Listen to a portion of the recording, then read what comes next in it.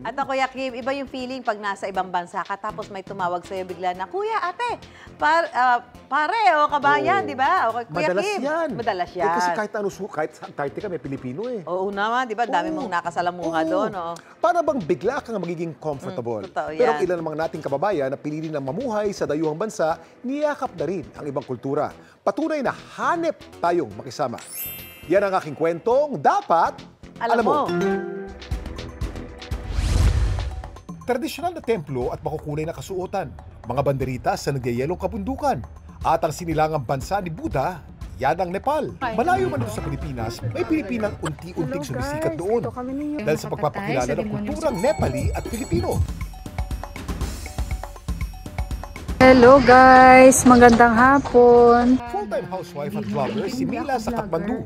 Habang ang asawang Nepali na si Deepak ay may home-based na trabaho at freelance wildlife photographer. Ang Kathmandu po ay parang ano po siya, yung masasabi naming pinaka-center talaga po siya ng Nepal.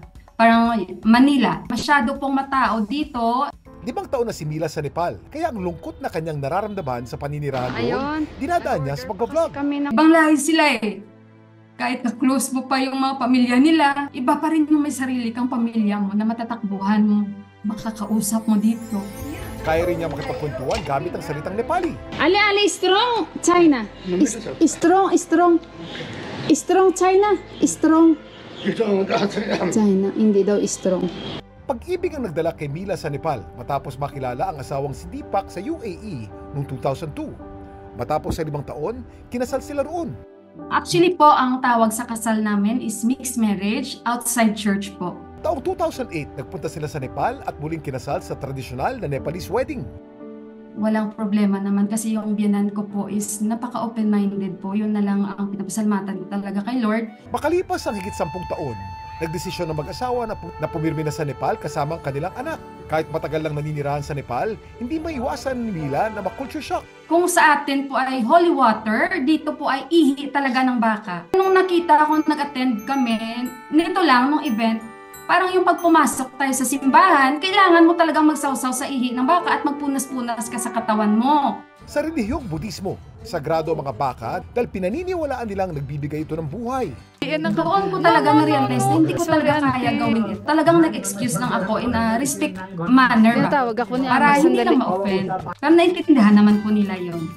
Kasama sa kultura ng mga Nepali ang pagsilbihan maging ang pamilya ng kanyang napangasawa.